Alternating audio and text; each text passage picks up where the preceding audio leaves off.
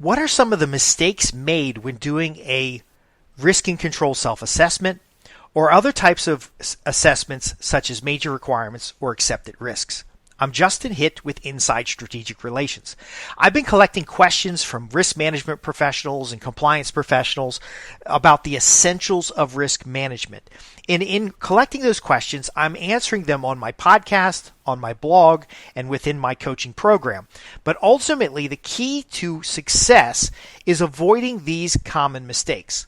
Now, the general caveat, these mistakes aren't necessarily specific to my previous employers or contract engagements because some of these mistakes are terribly embarrassing.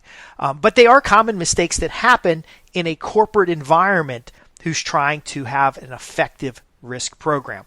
Now, a little bit more background is that I've read almost 100 different consent orders and regulatory findings and concerns from auditors. And I like to share these mistakes in the context of what auditors perceive as mistakes, because ultimately, just one audit finding can cost your organization millions, even billions of dollars. Now, I've worked on high stakes board level milestones, consent orders, matters requiring attention and stuff. Nothing I'm sharing here today is specific to that kind of work, nor should it be construed as being specific to that, because these mistakes are common in all organizations. So let me get started. The first mistake when you're doing a risk control self-assessment is not having a clear and written approach. Okay. Now, I've seen consent orders that are written specifically on insufficient risk management framework and insufficient risk management implementation. Now, how does an auditor know that what you're doing is insufficient? They're not risk professionals necessarily. Well, they are in the general category of risk professionals. They're auditors. But they don't know your business. They don't know the nuances of what you face day to day in the business. So how do they know what you're doing is insufficient? Well, it's either because you don't have a written plan and approach for doing risk management, and this doesn't have to be a massive novel. It can be very specific policies that you follow, a specific risk register, and a consistent approach, which is available in the industry as our books of knowledge or best practices. If you don't have that acknowledged and written down in your organization, then that is a mistake, because an auditor is going to look at that. They're going to ask you the question, how do you approach risk? When you sit down to do your RCSA, how do you approach the RCSA? And you're going to say, I don't know. Or they're going to ask 4 people and get 4 different opinions about how it's done. And that immediately is a finding. It's an issue. It's bad.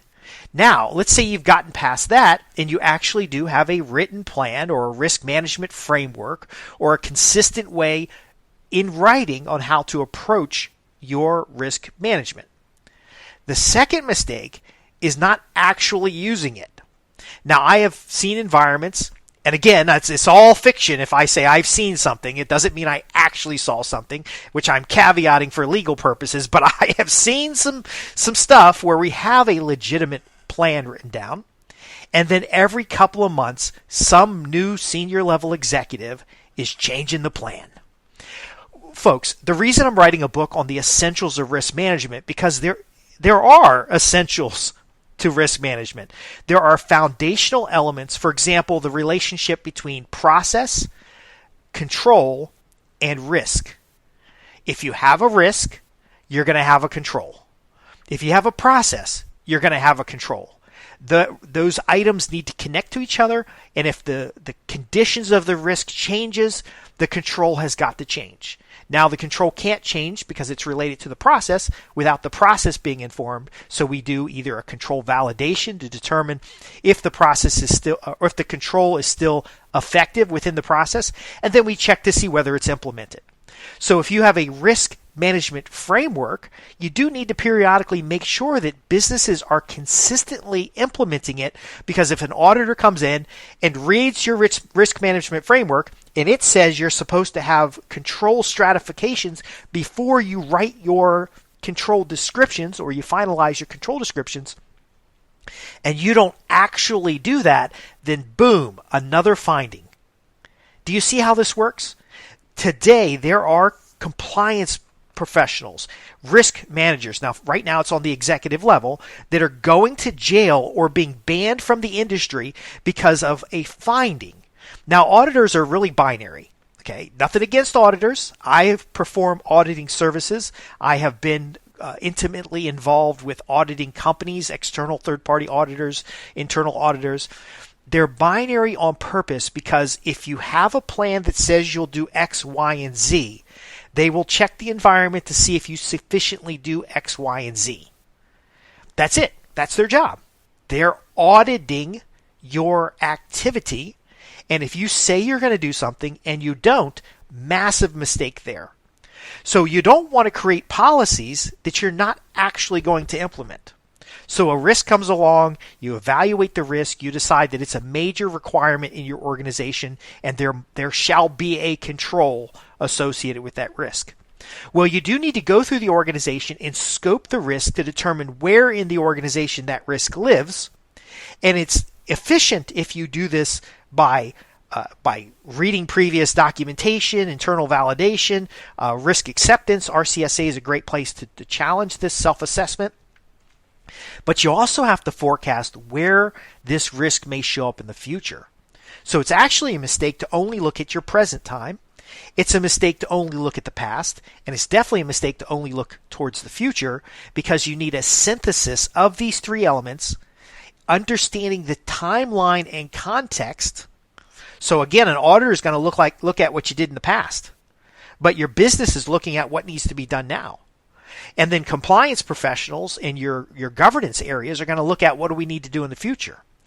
If you don't synthesize all these together and understand that the control you used last year may not be the best control for you to use this year, and it needs to be evaluated in the context of its use last year, not how the documentation is written this year, then you start layering in your better change management, better document retention and document management, and then ultimately you're almost versioning the control to know that control version 1 is our past performance, control version 2 beta, which is not yet released, is our future state, and then the control that's in the system of record is what we're doing today. And then when you have this documentation correct, it avoids the problem where an auditor comes in and says, oh, here's your documentation, but that's not actually what you're doing. And then the business responds, oh, well, we've adjusted that, and here's our current state. But by the way, we're going to do this new future state in the future because privacy policy is changing. The Bank Secrecy Act has these new provisions. COSO is changing or being implemented where it previously wasn't. You have to understand that timeline, and it's a mistake to ignore that time perspective, because that is actually the major component to the misunderstandings that cause a lot of these consent orders.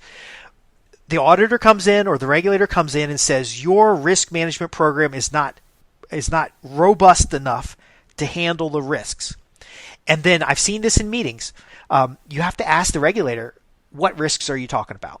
Are you talking about current state risks? Are you talking about future state risk? So the FTC had a big session, 8 to 10 hours of model risk, and that's future state. But what they require today when it comes to financial models is current state.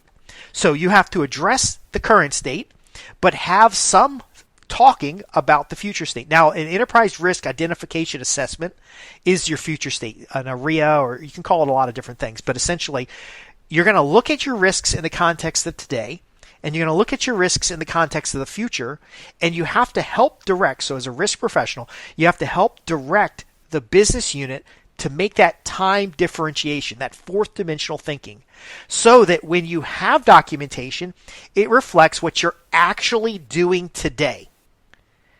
Not what you might be doing in the future, not what you did in the past. But when an auditor comes in and wants to audit your last 5 years, you need to be able to show them what you actually did in the past, those 5 years, because if you measure it according to what you're doing today, you will always be inconsistent. Okay, does that make sense? We're in a parade, and the parade's going down the line, and there's different people viewing the parade, and if you're in the band, and you're supposed to play the Saints Come Marching Home Again, and you're going to play it 3 times over this long parade, you have to consistently play it each time because you have a different audience. You can't assume that you played it well in the past and therefore the last audience is going to appreciate it and they're going to be satisfied. No, you have to play it in accordance to the time, in accordance to the audience, and consistent with a well-developed plan. And that means your risk management framework could change from time to time. Now let's talk about another common mistake though. These plans cannot change all the time. So I know a lot of corporations will have a reorg every 3 to 4 months. That is a business function, by the way. If you reorg, it shakes people up a little bit. It makes them a little concerned about their job. It makes them more likely to focus on their activities. But it also makes them take shortcuts because they know that they don't have to write very good documentation today because they're not even going to work on the same team in 4 months and everything's going to change anyway. That is a massive mindset shift, but as a risk professional, it's unacceptable. It's the evidence that your organization is not consistent. It's your evidence that your organization doesn't have a clear functioning risk program. So your business control leaders, your line of business subject matter experts, your compliance professionals have to build out this synergy. Now, the key thing is that system of record is always 100% accurate of your current state. Now, don't spend a lot of administrative time making it that way. You need to make sure that we're documenting at the business side and that you can easily refresh your system of record. But ultimately, you ought not be doing anything that's not in the system of record.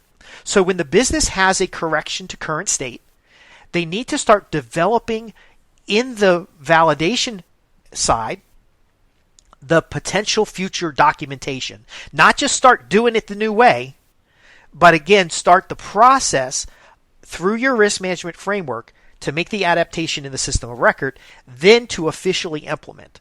Now, I've heard business people tell me that takes too long. Well, what takes longer, to do it right the first time or to do it again with a matter requiring attention, or to do it again with an audit finding, or do it again when you have 3 separate audit groups going after you or 3 separate regulators going after you and you can't share information between the regulators because they're all looking at different nuances of the same problem.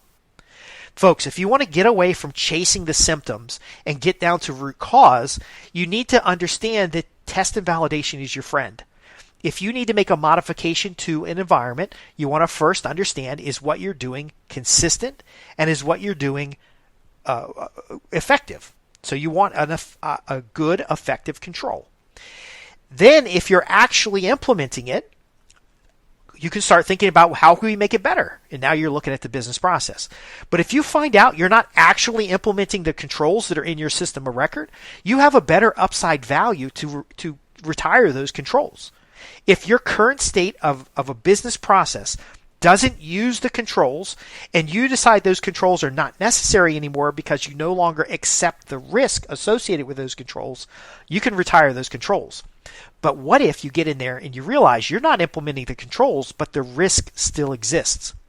Well, the common mistake that businesses make is they pretend nothing happened. And they quietly start using the controls again. But remember that 4D thinking, that timeline thinking. The present state of your environment is the past that gets audited in the future. I know that's a little complex for folks. And yes, I do think in tensors rather than in grids. But ultimately, you can't just quietly correct a mistake because it's going to show up in your transactional data. And because it shows up in your transactional data, they're either going to make the mistake of auditing it based on the future state of the activity and how the control's written maybe 6 months down the line, rather than how the control should be implemented today. So taking the self-identified issue places a marker on the timeline, which allows you to backstop any kind of audit investigation. Now, here we're going to start talking about strategy, because if you stop making these mistakes and you just own up to the problem, you could actually put a marker in time, which is a self-identified issue, and you can say anything before this point has a problem, and we know it's a problem, and here's what we're doing to solve it. Here's the root cause of the problem, and now you're defining when the future state starts. You make the corrections. You have your control validation come in. They're going to set the controls as effective, if they actually are effective. And then you're going to look at the implementation. You're going to make sure that your risk acceptance rationale is clean, and all that is going to be taken care of right now in a nice tight little nutshell as the issue closes out. And then if an auditor comes along, they can't dig that deep into what you're doing because you already know there was a problem and you identified it, and you now demonstrate proactive implementation of your risk management framework. Now, we often make the mistake of falling into the administrative elements of risk management, and we're afraid of having those issues because it makes it look like you made a mistake. But it's better to identify the mistake you made and be transparent in your risk implementation than it is to hide the mistake and have an auditor find it. The first line of defense, the more proactive you can be, the more preventative you can be, the better your life will be along the line when second line comes in or when third line comes in. It's kind of like if the mistake is hidden, it can get found twice. And now what took maybe a couple days to fix when you found it in the first place, it now takes months of headache and frustration and audits and scientific methods to figure out where you made the mistake and meetings and just a horrendous mess. But the last point you ought to understand, and is a common mistake, is that this is not an administrative effort. Okay, this is a functional effort, which is writing the software of your organization. And so this type of tuning is not separate of the actual deliverables you do in the business. See, a lot of business owners or control leads inside the first line business will say, I don't want to take time away from our day-to-day activities to think about risk. That is a mistake, because the risk exists whether or not you're thinking about it. And so if you can evaluate your deliverables and you can evaluate the approach you take to produce the deliverables, and you understand the relationship between the risk, the process, and the control, you can start mapping things out. So let's say a risk changes. So you're previously under Sarbanes-Oxley, and now you're now doing something that requires COSO, and so you're going to adapt your controls to be compliant with the new approach. You want to place a marker in time to identify when you were following a Sarbanes-Oxley approach and when you were following a COSO approach, so that you can now backstop the audit. If the auditor comes in, a COSO auditor comes in, they will not be able to audit past your point of transaction in which you changed the approach. So if the COSO control was created in December, they can't go back to November to test because the control is too young. And you have to mark this down. Now, the reason it doesn't get marked down is because, again, the reorgs all the time. The manager might be the same, but the individual contributors could be different. You could have a different risk team. There could be restructuring. And so the 6 or 7 months it takes for the change to happen, or even if the change is longer, you now have a complexity in an environment that will reveal these problems very quickly. I've seen many audits where there's a COSO auditor coming in and they're looking at controls that were written for a different world, in a sense, or a different standard, and now we're rewriting 70, 80, or 100 controls. It becomes a fire, it becomes a frustration, and it's all because of these mistakes. Again, it's a mistake not to keep a document, even if it's a draft, of your current exact state of what you're doing. Right or wrong, what are you doing today? And then when you find something that's wrong or inconsistent to the written risk management framework, or the written approach that comes in for the RCSA, or the written approach when it comes for ARIA, and you're not segregating these time frames, past, present, and future, then you need to identify it. Call it out. It is better to have a volume of issues that you have solved than it is to have audit findings. Now, again, you're not measuring the number of issues. You want quality issues. You want to roll up issues. When you find a handful of problems, roll them up into one issue rather than having 7 or 8 different issues. But again, the issue allows you to identify the problem, develop a root cause, and then solve the problem, but also backstop any future audits so that they can't go before that point. You've identified a problem. An auditor can't find something that you already found.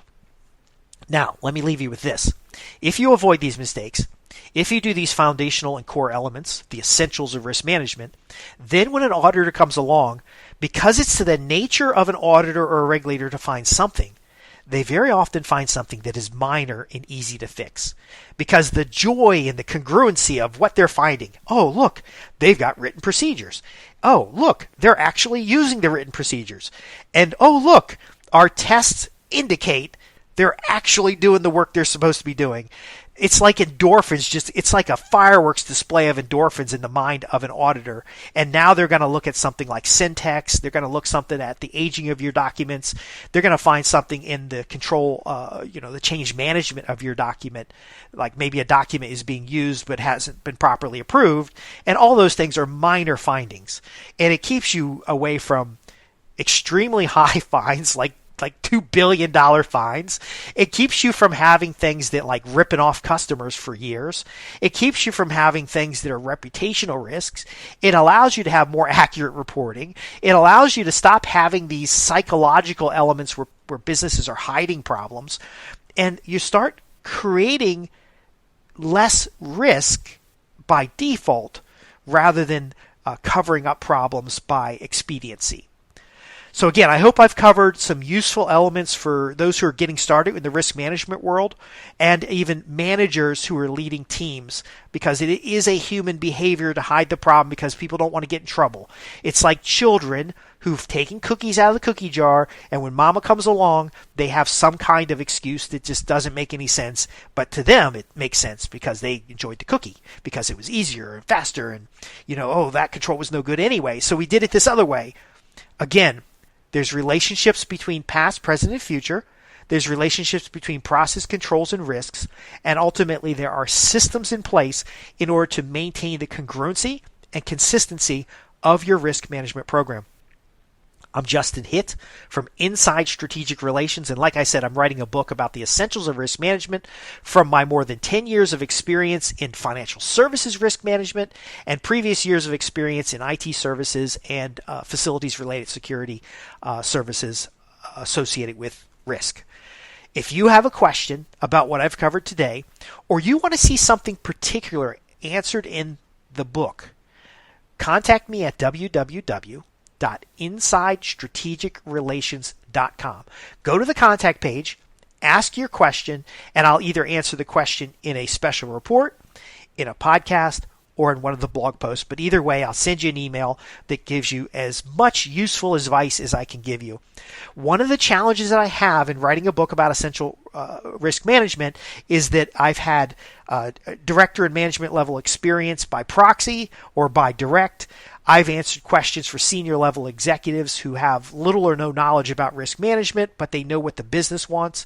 But I've also worked directly with the frontline business owners who have different needs and desires. I want to make sure that I synthesize this knowledge so that you can basically open the book, get started, get results, and avoid these massive regulatory findings.